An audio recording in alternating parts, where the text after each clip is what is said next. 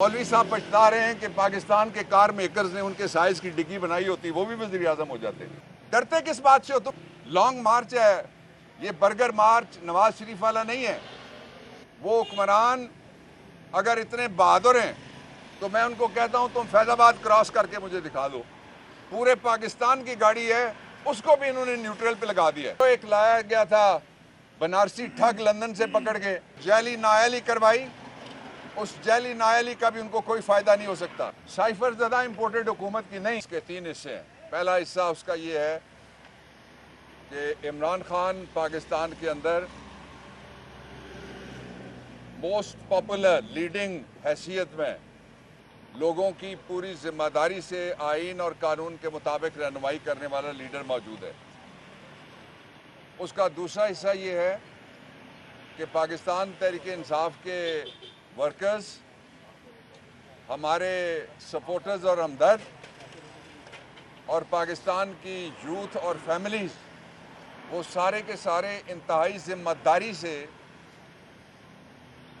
आइन और कानून के मुताबिक एहतजाज करते हैं।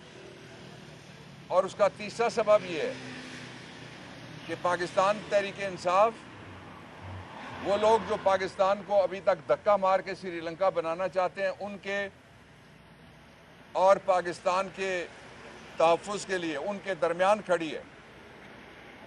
वरना ये मुल्क पूरी दुनिया से जो लाए गए थे जुराइम पेशा लोग, जिसमें मफरूर हैं, जिसमें मतलूब हैं, जिसमें अंडर ट्रायल हैं, जिसमें सज़ा याफ्ता हैं, आज की दुनिया की नहीं, जब से नेशन स्टेट्स बनी हैं, पूरी दुनिया की तारीख में कभी भी कोई ऐसी काबीना नहीं आई जिसके सारे चेहरे दागदार हों। अब उन्होंने अपने दाग छुपाने के लिए और धोने के लिए पाकिस्तान तहरीक इंसाफ और उसके कारकुनों के खिलाफ और लीडरशिप के खिलाफ मुकदमे दर्ज करने का सिलसिला शुरू किया हुआ है। इतने मुकदमे इस्लामाबाद की तारीख में सारे वजीर आज़मों के खिलाफ मिल के भी नहीं दर्ज हुए जितने एक इमरान के खिलाफ उन्होंने दर्ज किए। वो तड़प रही है इंपोर्टेड हुकूमत, और जिन्होंने इंपोर्ट करके बिठाया है उसको, वो सारी ताकतें साइफर से शुरू करके साजिश तक कि किसी तरीके से इमरान खान को सियासत से दूर कर दिया जाए। उन्होंने जो जैली नायली करवाई, उस जैली नायली का भी उनको कोई फ़ायदा नहीं हो सकता, इसलिए कि हर गुजरने वाले दिन के साथ पाकिस्तान मुश्किलात में फंसता जा रहा है, महंगाई आसमान की तरफ जा रही है और मईशत ज़मीन पे गिर चुकी है। वो जो एक लाया गया था बनारसी ठग लंदन से पकड़ के, और वो कहते थे कि डॉलर की कीमत कम करेगा, आप में से ना मैं ना आप कोई भी डॉलर इस्तेमाल नहीं करता। हमें तो सस्ती रोटी चाहिए, सस्ता आटा चाहिए लोगों को। लोगों की तनख्वाह ये नहीं बढ़ा सके, महंगाई इन्होंने बढ़ा दी, लोगों को रिलीफ नहीं दे सके, तकलीफ के लिए सारी खाने पीने की चीज़ें बढ़ा दी। दुनिया में पेट्रोल सस्ता हुआ, इन्होंने पेट्रोल वहाँ पहुँचा दिया कि जहाँ से अब पेट्रोल की बजाय आप सड़कों पे देखें, पहले मोटरसाइकिल वाले पेट्रोल बंद करके धक्का लगा के चलाते थे, अब गाड़ियों वाले भी वही कर रहे हैं, न्यूट्रल करके गाड़ी चलाते हैं। और ये जो पूरे पाकिस्तान की गाड़ी है, उसको भी इन्होंने न्यूट्रल पे लगा दिया है। उसका नतीजा ये निकला है कि मुल्क के अंदर इकोनॉमिक एक्टिविटी सारी की सारी ख़त्म हो चुकी है। आज पाकिस्तान की तारीख का सबसे बड़ा लॉन्ग मार्च टू फ्रीडम शुरू हो रहा है, और उसको रोकने के लिए जो इस्लामाबाद के गोलड़ा मोड़ से लेके जो तरामड़ी मोड़ तक बैठे हुए हैं, वो हुक्मरान अगर इतने बहादुर हैं तो मैं उनको कहता हूं तुम फैजाबाद क्रॉस करके मुझे दिखा दो। मैं उनको कहता हूं तुम तरनोल क्रॉस करके मुझे दिखा दो। मैं उनको कहता हूं तुम बाराकऊ क्रॉस करके मरी की तरफ मुझे दिखा दो। इतने बहादुर हो, सारी दुनिया को गिरफ्तार कर रहे हो।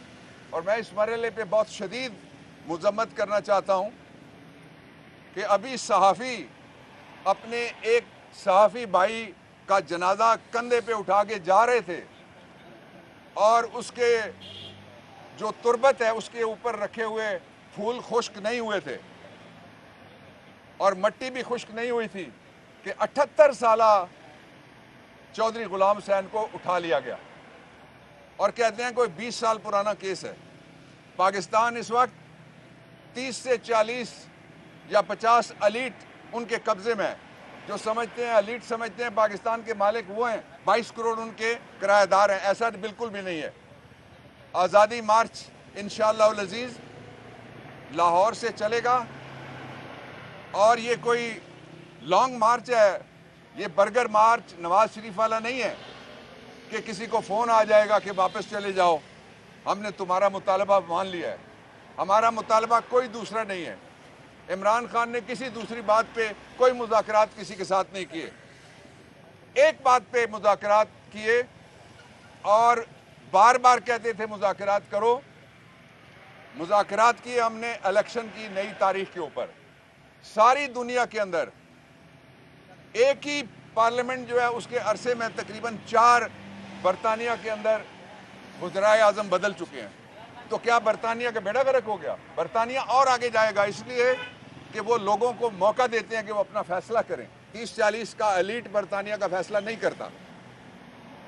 और दूसरी बात यह है कि ये जो एलीट कैप्चर है वो सिर्फ और सिर्फ पैसे यहाँ से पाकिस्तान को चरागाह समझ के कमाता है, मनी लॉन्ड्रिंग करता है, पैसे उनके बाहर चले जाते हैं। उनके सिर्फ वो खुद नहीं, उनके भाई नहीं, उनके समधी नहीं, उनके दामाद नहीं, उनकी बहुएं नहीं, उनके भी बच्चे, उनके बेटे नहीं, उनके बहनोई नहीं, उनके भी बच्चे और बल्कि उनके बच्चों के भी बच्चे, वो सारे के सारे बाहर हैं।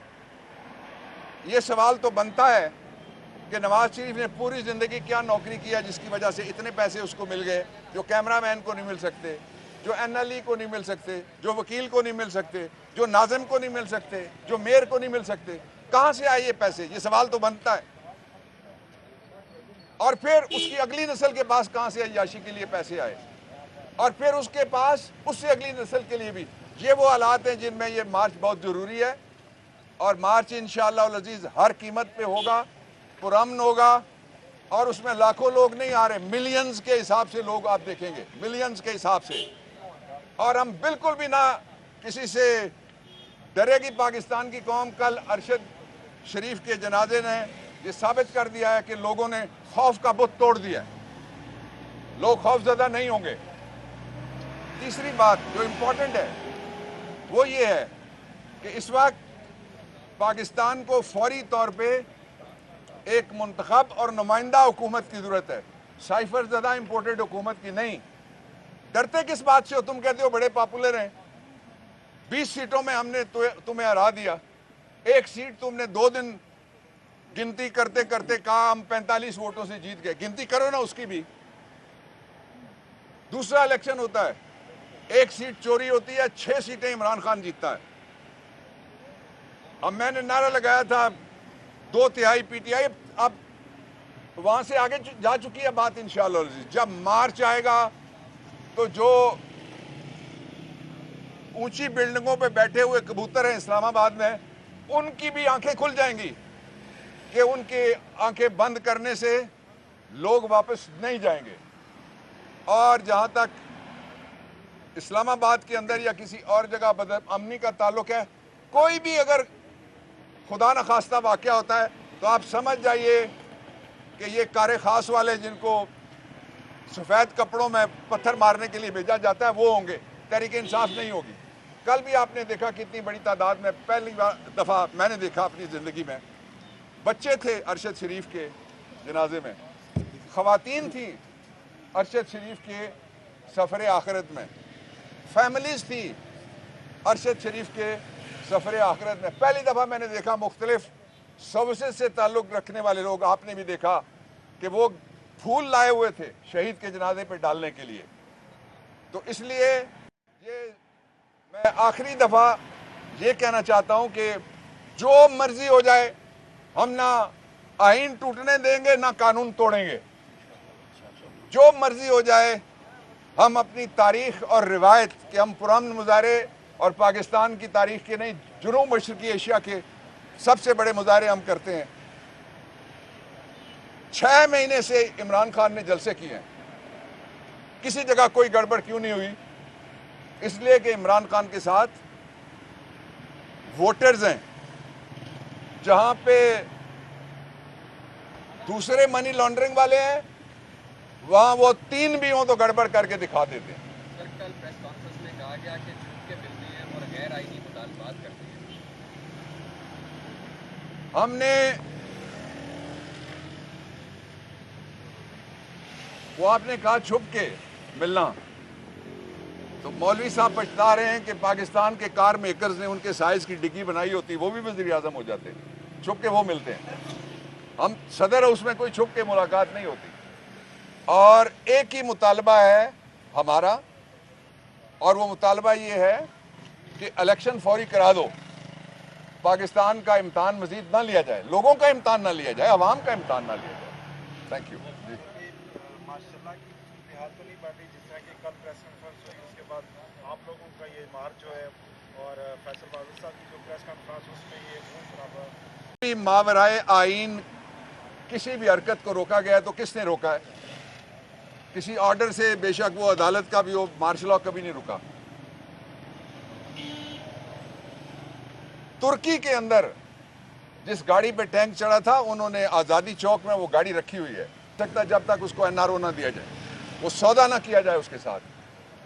और जो मौलाना है, उनके साइज की कारों वालों ने सुन लिया होगा आपकी बात और इनका सवाल पाशा साहब का कि डिग्गी बड़ी बनाओ भाई।